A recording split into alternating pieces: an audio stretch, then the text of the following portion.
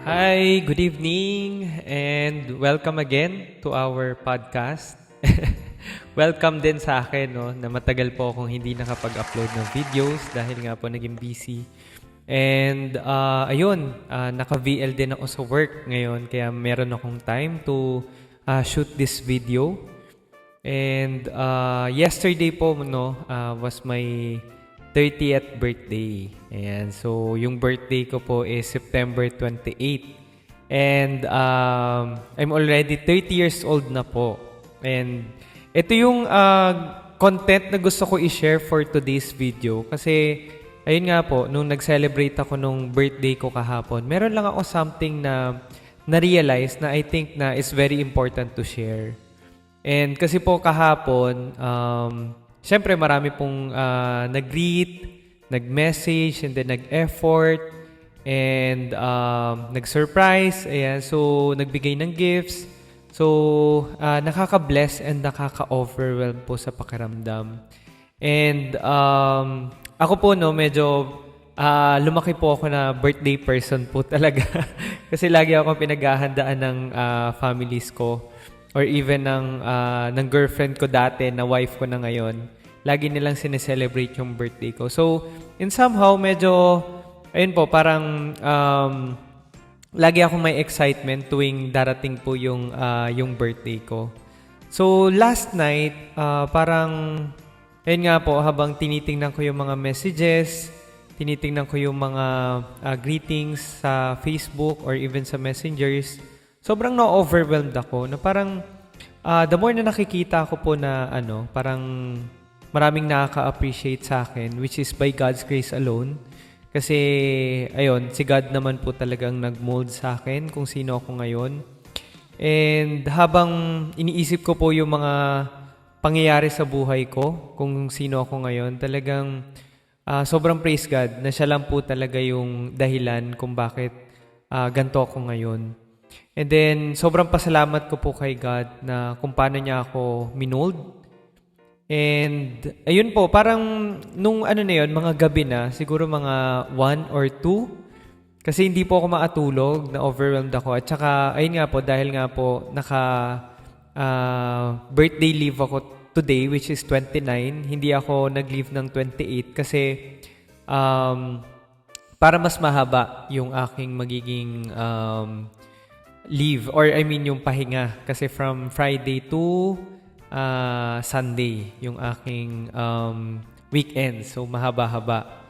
And kahapon habang patulog na ako,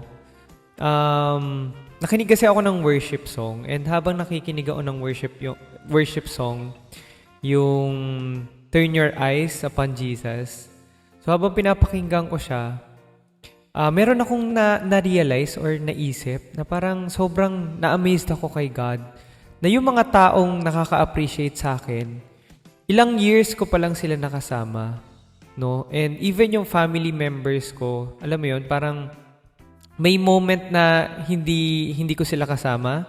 Like for example, kapag nagbiyahe ka, di ba? Hindi mo naman makasama yung magulang mo, or may time po talaga na mag-isa tayo, or even during the pandemic na nasa kwarto ka lang and then wala kang ibang kasama. So parang habang iniisip ko po yun, na-realize ko merong isang tao na hindi nawala sa katabi ko. I mean, lagi siyang nandyan, no? Which is si God yun.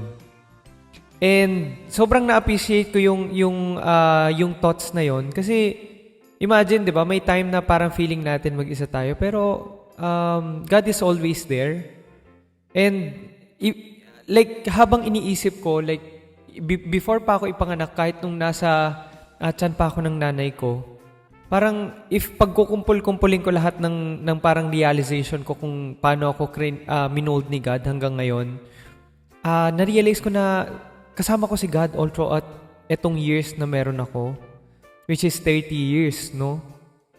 Even nung nasa womb pa ako ng nanay ko.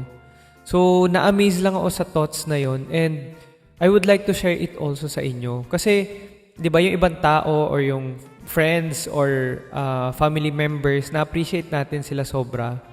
And ilang years lang natin sila nakasama. Yung magulang natin, possible na nakasama natin sila na matagal, pero may moments pa rin na hindi natin sila kasama eh. Like for example, ngayon yung parents ko nasa Japan. 'Di ba? Yung asawa ko ngayon, hindi ko kasama yung asawa ko ngayon kasi nasa work siya.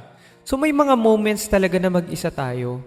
Pero imagine, no, parang in those times na mag-isa lang tayo, God is always there.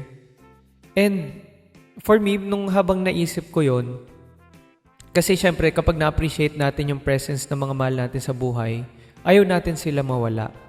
And ganun din dapat kay God, no, na parang every time na na-appreciate natin yung presence niya, dapat nandun yung desire natin na hindi lang tayo tuwing may problema saka natin gustong nasa presence niya. I mean, dapat all throughout talaga na, alam mo yon, yung sarap ng pakiramdam na nandyan lagi yung Diyos natin. And it is something na kailangan nating maintindihan kung paano natin siya iisipin or ikakatch yung thoughts na yon. Kasi, alam niyo yun, talagang ang dami ko na rin nakasama sa buhay. Meron ako mga kaibigan, mga classmates na sa ngayon hindi ko nakasama. Yung family, yes, nandyan sila. Pero ang forever lang po talaga nating makakasama is walang iba kundi si God. Kasi again, ang buhay po natin is not forever. And ang makakasama lang talaga natin every day and every moment in every situation is yung Diyos natin. Kaya, ayun, no, yun lang yung gusto ko talaga i-share. Nakaka-overwhelm siya to realize na, all throughout pala ng life ko, hindi lang ako mag-isa. But God was always there. For me talaga, masasabi ko, si God yung nagpalaki sa akin eh. Si God yung nag-mold sa akin, tumulong sa akin na mag-grow as a Christian. So, all glory belongs to Him talaga. So, I hope na ma-realize nyo na hindi kayo nag-iisa. At ma-realize nyo rin na dapat magpasalamat tayo lagi sa presensya ng ating Panginoon. Na hindi niya tayo iniiwanan mag-isa. And, ayun, all glory belongs to Him. Thank you so much. Yun lang po yung aking sharing for today. I hope na na-bless kayo. And, again, always pray and do your devotion. Ayan. So, yun lang. God bless. Bye. Matane. Diyan eh.